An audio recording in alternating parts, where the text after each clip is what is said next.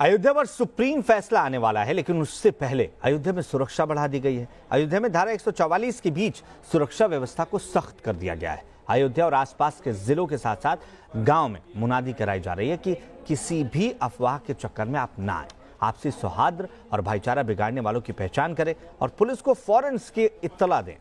दरअसल ये सारी कवायद उस मुहिम का हिस्सा है जिसके जरिए अयोध्या में अभी और सुप्रीम कोर्ट के फैसले के बाद कोई साजिश कामयाब ना हो पाए।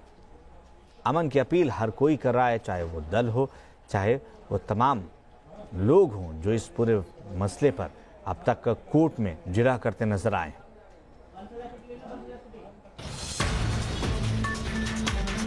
राम मंदिर पर फैसले से पहले अयोध्या से लेकर दिल्ली तक हलचल तेज हो गई है। आज जमीयत उलेमा-ए हिंद ने प्रेस कॉन्फ्रेंस की और कहा कि अयोध्या पर सुप्रीम फैसला मंजूर होगा। हम ये बात 100 मर्तबा नहीं 1000 मर्तबा कह चुके कि मुल्क हमारा है, कानून हमारा है, सुप्रीम कोर्ट हमारी है। हमने वहाँ अपने सबूतों को पेश किया है। जो भी कानूनी फैसला होगा हम उस फैसले का एहतराम करेंगे। दिल्ली में मौलाना अरशद मदनी की प्रेस कॉन्फ्रेंस हुई तो लखनऊ में शिया धर्मगुरु कल्बे जव्वाद ने यूपी सरकार में मंत्री मोहसिन रजा से मुलाकात की। फैसले का असर गंगा जमुनी ताने बाने पर न पड़े, इसकी पूरी कोशिश हो रही है। कल संघ ने भी मुस्लिम बुद्धिजीवियों के साथ बैठक की थी। इस बात की आशंका है कि असामाजिक तत्व माहौल बिगाड़ने की कोशिश करेंगे, लिहाजा प्रशासन ने भी पूरी तैयारी की है। अयोध्या में अतिरिक्त सुरक्षा बल तैनात किए गए हैं। बिना इजाजत जुलूस निकालने की अनुमति नहीं है। अफवाहों पर रोक लगाने के लिए 40 अफसरों की टीम बनाई गई है। करीब 50,000 वॉलंटियर्स की तैनाती की जाएगी। ब्यूरो रिपोर्ट के साथ team news nation. News nation ने जमीयत उलेमा-ए हिंद के अध्यक्ष मौलाना अरशद मदनी से बातचीत की। आप भी सुनिए उनका क्या कहना है। जमीयत उलेमा हिंद के अध्यक्ष अरशद मदनी साहब हमारे साथ बातचीत करने के लिए मौजूद हैं। मदनी साहब, ये बताइए कि राम मंदिर का जो फैसला है वो इसी महीने पर आना है, तो क्या कहेंगे? नहीं, इसी हफ्ते में आना है। वो तो 15 से पहले आ जाना है। हम उसके बारे में ये कहते हैं कि हमने अपने सबूतों को पेश कर दिया।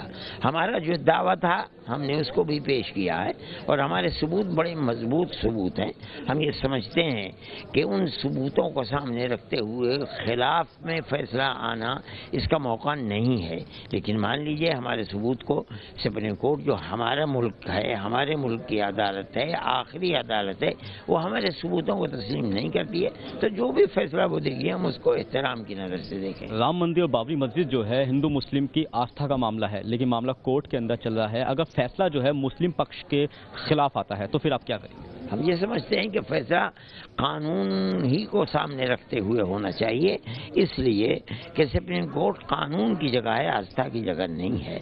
हम ये पहले दिन से कह रहे हैं और हमें ये तवक्को है कि कानूनी की बुनियाद के ऊपर फैसला आएगा। तो ये हमारे साथ बातचीत करने के लिए अरशद मदनी साहब, जिनका साफ तौर पर यही कहना है जो भी फैसला आएगा, चाहे पक्ष में आए या इनके विरोध में आए, उसका ये स्वागत करते हैं। वीडियो जर्नलिस्ट सिद्धार्थ के साथ वाजिद अली, न्यूज नेशन, दिल्ली। तो 18 नवंबर से पहले राम मंदिर पर सुप्रीम कोर्ट कभी भी फैसला सुना सकता है। इससे पहले किसी भी अप्रिय घटना से बचने के लिए जहां पुलिस प्रशासन चौकस है, वहीं राजनीतिक पार्टियां और हिंदू मुस्लिम प्रतिनिधि बैठक कर रहे हैं। केंद्रीय मंत्री मुख्तार अब्बास नकवी की पहल पर आरएसएस और मुस्लिम संगठनों के बीच एक अहम बैठक बुलाई गई थी।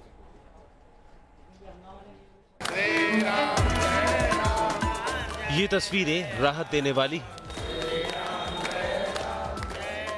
और इस बात का आश्वासन देती है कि जब अयोध्या मामले पर सुप्रीम फैसला आएगा तो पूरा देश इसे सर्वसम्मति से स्वीकार करेगा। बैठक की तस्वीरें केंद्रीय मंत्री मुख्तार अब्बास नकवी के घर की हैं, जिसमें आरएसएस और मुस्लिम पक्ष के लोग शामिल हुए। इस बैठक में मुख्तार अब्बास नकवी के अलावा भाजपा नेता शाहनवाज हुसैन, संघ की ओर से कृष्णपाल गोपाल, जमीयत उलेमा के महासचिव मौलाना महमूद मदनी, मुफ्ती मुकर्रम, कमाल फारूकी और भाजपा अल्पसंख्यक मोर्चा के अध्यक्ष अब्दुल राशिद मौजूद रहे। बैठक में फैसले के बाद शांति व्यवस्था और भाईचारे को कायम रखने को लेकर चर्चा हुई। सरकार को ये लगता है कि फैसला आने के बाद समाज का कोई भी वर्ग न्यायालय के फैसले के विपरीत में आवाज़ ना उठाए और किसी भी तरीके से जो सामाजिक सद्भाव है वो ना बिगड़े, इन तमाम चीज़ों को लेकर इंश्योर किया जा रहा है। और भारतीय जनता पार्टी के जो मुस्लिम सांसद और मंत्री और नेता हैं वो भी इस बैठक में हिस्सा ले रहे हैं ताकि ये इंश्योर कर लिया जाए कि फैसला आने के बाद सामाजिक सौहार्द बना रहेगा। जीत और हार तो सुप्रीम कोर्ट के मामले के अंदर ये होगा कि किसी को शायद फैसला अच्छा लगेगा, किसी को नहीं लगेगा, लेकिन दोनों सूरतों के अंदर पूरे हिंदुस्तान को के मुस्तकबिल को और उसकी फलाह बहबूद को मद्देनजर रखते हुए हम सब लोग सुप्रीम कोर्ट के ऑर्डर को मानेंगे। अयोध्या में धर्म संसद का भी आयोजन किया गया, जिसमें चीफ गेस्ट के तौर पर मुस्लिम महिला गुनाज़बानों को बुलाया गया। सभी ने साथ में पूजा की और देश को हिंदू मुस्लिम एकता का संदेश दिया। जो भी फैसला आए कोर्ट से उसे सब लोग माने जी, उसका अनादर ना किया जाए बल्कि उसका सम्मान किया जाए। जो भी फैसला आए, परम सनातन धर्म संसद 1008 में हम लोगों ने, जिसमें मुस्लिम समुदाय की महिला भी हैं, हिंदू भी हैं, धर्माचार्य भी हैं, हम लोगों ने आज प्रभु राम, भगवान राम के नाम का स्मरण किया कि लोगों में एक भाईचारा बना रहा है, एक प्रेम बना रहा है। जहां अयोध्या में धर्म गुरुओं ने पहल की, वहीं जबलपुर में राष्ट्रीय मुस्लिम मंच ने सर्वधर्म संगोष्ठी का आयोजन किया, जिसमें सभी धर्मों के धर्मगुरु पहुंचे। इस संगोष्ठी में अफवाहों पर ध्यान न देने और अयोध्या मामले में सुप्रीम कोर्ट के फैसले को स्वीकार करने की अपील की गई। या कि कुछ दिनों में जो निर्णय आने वाला सुप्रीम कोर्ट का, वो चाहे किसी पक्ष में हो, चाहे वो हिंदू भाइयों के पक्ष में हो या मुसलमान भाइयों के पक्ष में हो, जिनके पक्ष में भी आए, हम उसको सिरोधार्य करें और कोई भी पक्ष कुछ इस प्रकार का कृत्य ना करे जिसकी वजह से किसी की धार्मिक भावनाओं को ठेस पहुंचे।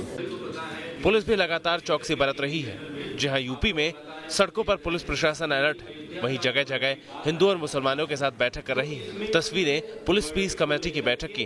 बैठक में पुलिस ने किसी भी तरह के जुलूस और जश्न पर लगी पाबंदी के बारे में लोगों को बताया। साथ ही पुलिस ने लोगों को अफवाहों पर ध्यान न देने की अपील की। अयोध्या पर फैसला कभी भी आ सकता है। ऐसे में सभी पार्टियां, हिंदू मुस्लिम संगठन, सरकार और प्रशासन लगातार बैठक कर रहे हैं। फैसले के बाद शांति की अपील की जा रही है। सभी की यही कोशिश है कि फैसले के बाद देश का माहौल ना बिगड़ने पाए। Team news nation.